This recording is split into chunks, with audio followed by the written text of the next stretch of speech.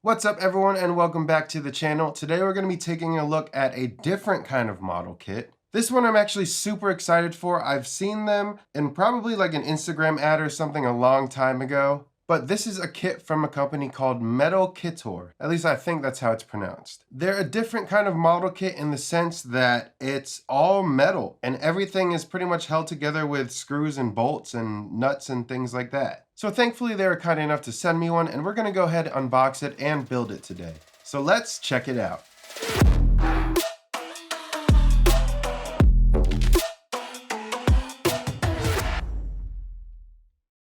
Here we have the box. They have their branding here with a few QR codes if you want to try scanning those. I've actually not scanned those, but it looks like it's to their Facebook page and YouTube channel. And if you can read the label right here, I got the Scorpion. The box looks small, and honestly, I have no idea how big the model kit's gonna end up being, but it is at least relatively substantial. We'll go ahead and open the box, and we have our manual here. Unfortunately, it is not a booklet style manual. We have to fold it out entirely. And here's a sample of what the instructions would look like. We have our list of parts over here, all in different sections. And just looking at the instructions quickly, they don't seem too difficult. I mean, if you've screwed anything together before, I'm sure you'll be able to figure this out with no problem. And here on the back, we also have the specs for each of the screws and bolts. Trying to hide the final product here so you don't see it. Next, we have two bags of parts. These are labeled A and B pretty clearly. They're just gonna have the respective parts that it shows in the manual. And we even get our own set of tools specifically for this build. We have an Allen key with the slight ball end. If you didn't know, Allen keys that have this are meant to be able to kind of maneuver around the bolt. As opposed to going just straight down, you can also kind of turn it at an angle. It can be useful, but we'll see how it is in this build. We have a set of metal tweezers. I would have liked to see some teeth on the ends, just a little bit of grip. But in this case, that might be good because it won't scratch the parts. We have a tiny hex wrench, which I assume is gonna have the two appropriate sizes for this build. And lastly, we have a Phillips head screwdriver. It even has a spinning part on the back so you can rotate it while you're still applying pressure. We'll set those aside for now. And next we have 5 different plates of metal parts. So we'll go ahead and take off these rubber bands. This is what some of the parts are gonna look like. As you can tell from these gears, this is gonna have a slightly steampunk sort of design. It's also gonna be possibly kind of sharp, so one thing to take note of if you are clumsy. Here's our second tray. On this one we have some silver parts. They're kind of gunmetal really. More gunmetal parts. Kind of looks like the Mercedes logo over here. And more gunmetal parts. And here's the last tray of parts. So if you can see how big those parts are, you might be able to get a general estimate of how big the model kit will end up. Or you could just keep watching until later in the video when we have it all built together. And lastly, in the box we get what look like to be part cards. So these are labeled cards. What it looks like is it corresponds to the different parts on all of the trays. So we'll take this tray as an example. I think this should be the B tray. As you can see, all of the parts line up with the different pictures on this card, and that's pretty helpful because none of these parts are actually labeled. So if I took this out of the tray and I had no idea what part it was, I could bring it over to one of these cards and line it up with the picture, and that would tell me that this part is part B4. But that's about it for that quick unboxing. So without further ado, we're gonna go ahead and put it together.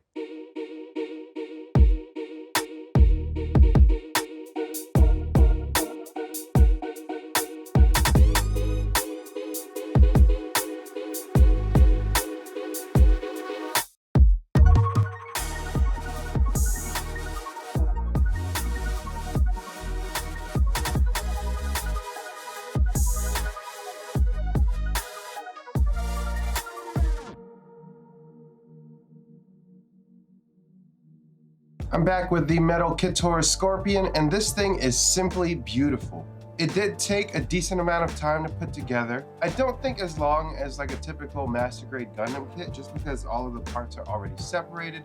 It's just a matter of assembling it. But if you take a look at all of the areas on it, it is still very intricate.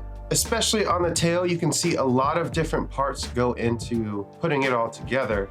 And unsurprisingly, it was also the most difficult part to actually get assembled. You kind of have to do some weird things where you're holding certain parts with part of your hand and then assembling it with different parts of your hand. I don't know, it's kind of tough to explain.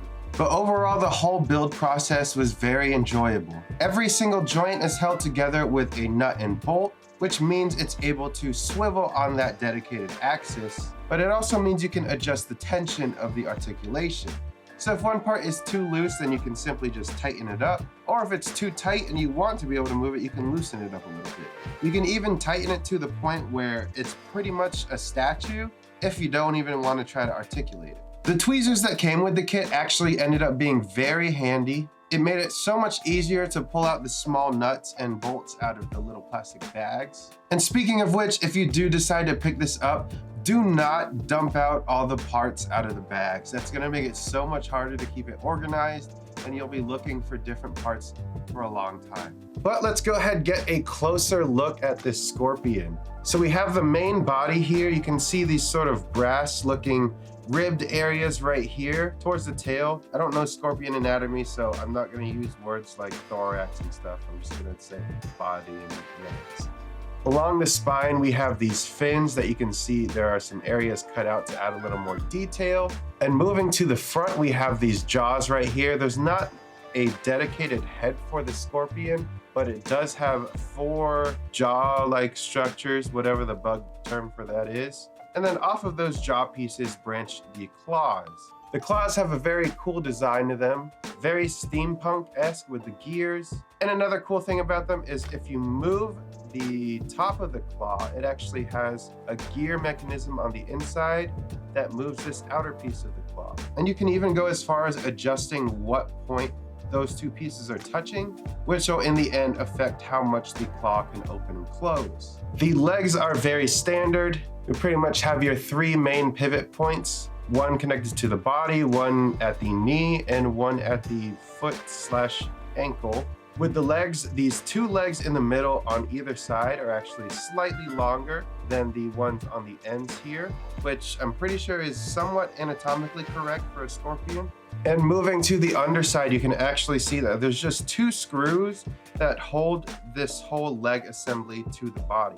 If I wanted to, I could unscrew these 2 screws and remove the legs, and you'd be left with the body, the tail, and everything up front. Moving on to the tail, we do have some pretty cool design choices. Overall, it is very deadly looking, with these sort of teeth-shaped pieces going all around the underside of the tail. You can see these silver areas as well, give it much more of an aggressive look, and there's even some saw blade shaped parts here that really add on that aggressive touch. There are several joints in the tail that you can articulate from, which means you can bring it from either very far back all the way up to the front of the mouth area. And lastly, like I talked about earlier, we have the stinger of the tail. This, in my opinion, by far is the most detailed area of the scorpion. We have some thumb screws that kind of resemble cannons in a way, surrounding this threaded rod in the middle. And then of course we have these 3 blade-like structures surrounding those. And if you even look carefully, there's a small detail with a little spring on the inside. Functionally, I don't think the spring does anything, but it does add a little bit to the mechanical feel of it. And that's about it for the articulation. One thing to note is while I was handling this, some of the joints did end up loosening a little bit, but never to the point where any parts fell off. You could easily remedy that by either tightening the screws again, or if you wanted to go as far as adding Loctite, that would be a much more permanent solution. So you've seen how it looks and you've seen how it moves. Pretty much the only thing left to talk about is the price. Right now, this model kit is available on Metalkitor's website for about $70 to $80 US, but thankfully they are offering a promo for my viewers. If you want, you can use the code AM12 to get an extra 12% off your order. And I believe that should apply to any model kit they have on the website, not just the Scorpion. So if you wanted to at least browse their site to see what they have to offer, they have a bunch of things. like dinosaurs, saber-toothed tigers. They even have house model kits that you can build out of metal, and the prices can even go as low as about $14. If I weren't gifted this, if I weren't sent this to review, honestly, I think I still would have eventually picked one up for myself, just because it's a refreshing way to build in the sense that it's nuts and bolts instead of just snapping things together. So if you have any sort of affinity towards mechanical design or electronics even, I would say Metalkitor probably has a kit that you'd be interested in. So go ahead and check out their website. Don't forget to use that code AM12. Don't forget to use that code AM12 to get 12% off your order. And let me know in the comments down below what kit you're actually interested in. But once again, thank you for watching this video, and thank you to Metalkitor for sending me this model kit. Links for everything will be down in the description, so you can feel free to check them out there. If you want to see another Metalkitor kit review in the future, let me know and I'd be interested in buying another one of these. But for now, that's going to be it. Hope you enjoyed it, and hopefully you learned something about this new company. But as usual, you guys have a good rest of the day. Pick up a kit and start building.